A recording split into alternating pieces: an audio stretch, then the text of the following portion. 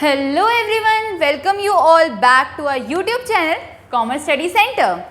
So last lecture में हम हमारी एक्सरसाइज 1.1 कंप्लीट कर चुके थे.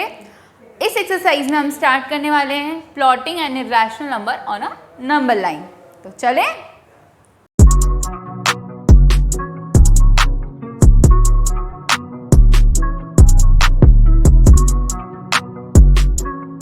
अब सबसे पहले इरेशनल नंबर को प्लॉट करना है नंबर लाइन पे. वैसे तो मैं आपको इंट्रोडक्शन में बता चुकी हूँ what are irrational numbers, but still I will give you a recap of it. Irrational numbers होते क्या हैं? इरेशनल नंबर्स मैंने आपको उस वीडियो में भी बताए थे. इरेशनल नंबर को हम p/q के फॉर्मेट में नहीं लिख सकते हैं. हम जिन भी टर्म्स को p/q के फॉर्म में नहीं लिख सकते हैं वो एक इरेशनल नंबर होगा. फॉर एग्जाम्पल पाई क्यों नहीं है एक इरेशनल नंबर? पाई क्यों है एक इरेशनल नंबर जबकि हम उसे तो 22/7 लिखते हैं? But no, it is not an irrational number cause its value is 3.14 up to बहुत सारे टर्म्स होते हैं इसके पीछे. Okay, and 0.235, 235, 235. It is also a irrational number. √2, √3, √4. √4 is not a irrational क्योंकि हम √4 को √2 into 2 लिख सकते हैं तो ये 2 हो जाएगा. ये एक रैशनल नंबर है. ठीक है. √5, इस टाइप के नंबर्स हम इरेशनल बोलते हैं. अब नंबर लाइन पे प्लॉट करने के पहले एक छोटी सी थ्योरम मैं आपको पढ़ा देती हूँ. उसको जनरली वैसे पाइथागोरस थ्योरम बोलते हैं. तो चलिए, if we have a 90 degree right angle triangle and we have here a 90 degree, it is A, B and C. So अगर इस ट्राइंगल में it is known as hypotenuse, base and perpendicular. H is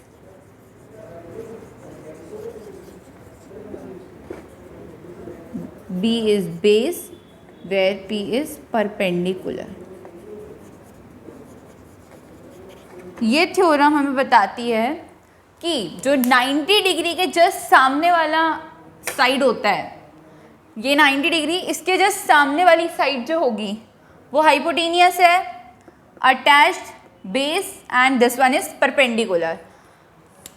इसमें hypotenuse का जो square होता है वो base के स्क्वायर प्लस परपेंडिकुलर के स्क्वायर के बराबर होगा. Remember this, it is very important, very very important. Hypotenuse क्या है? AC square is equals to AB square plus BC square. ठीक है, ये एक छोटी सी चीज़ है, ये बिल्कुल इसको ध्यान रखना है क्योंकि ये हम आगे जब हमारा एक नंबर लाइन पे रैशनल नंबर प्लॉट करेंगे तो ये चीज़ बहुत हेल्पफुल रहेगी. तो ये चीज़ हमें पता होनी चाहिए. नाउ नंबर √2 को प्लॉट करके देखते हैं. ओके, √2 को अब नंबर लाइन पे प्लॉट करते हैं. अब सबसे पहले एक नंबर लाइन बना लेते हैं. मैंने यहाँ पर एक नंबर लाइन बना ली है. वेट,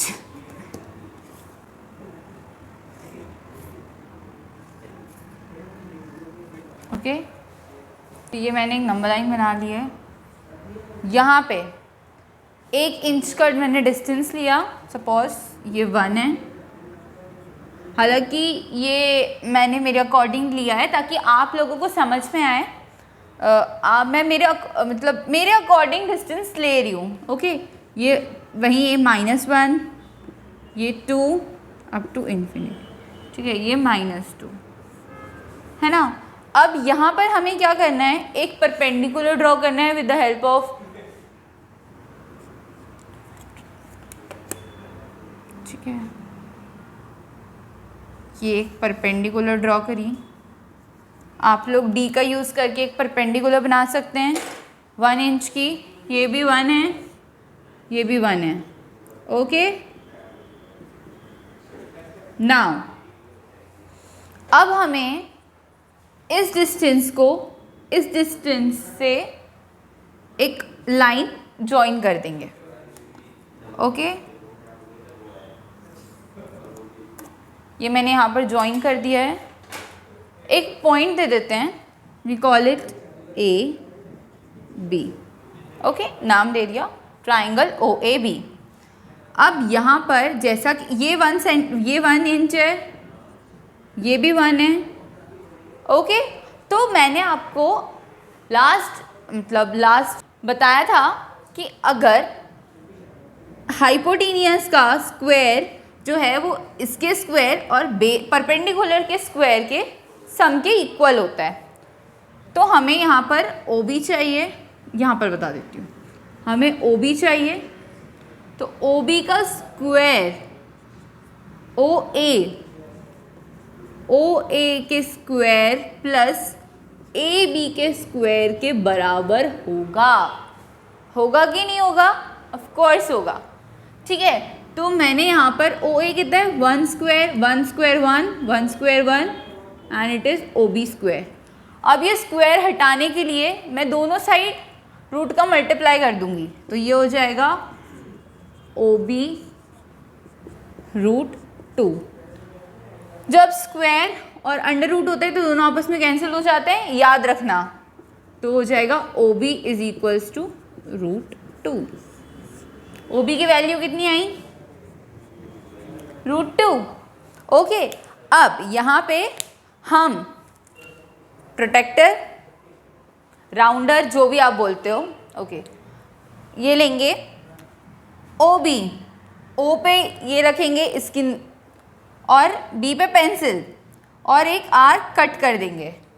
तो अभी मैं राउंडर तो बोर्ड पे चला नहीं सकती हूँ, बट मैं आपको बता देती हूँ। तो ये सपोज ऐसा आएगा, यहाँ से सर्कल लिया मैंने, तो ये ऐसा आएगा। तो ये वाली जो वैल्यू होगी इसको नाम देते हैं सी।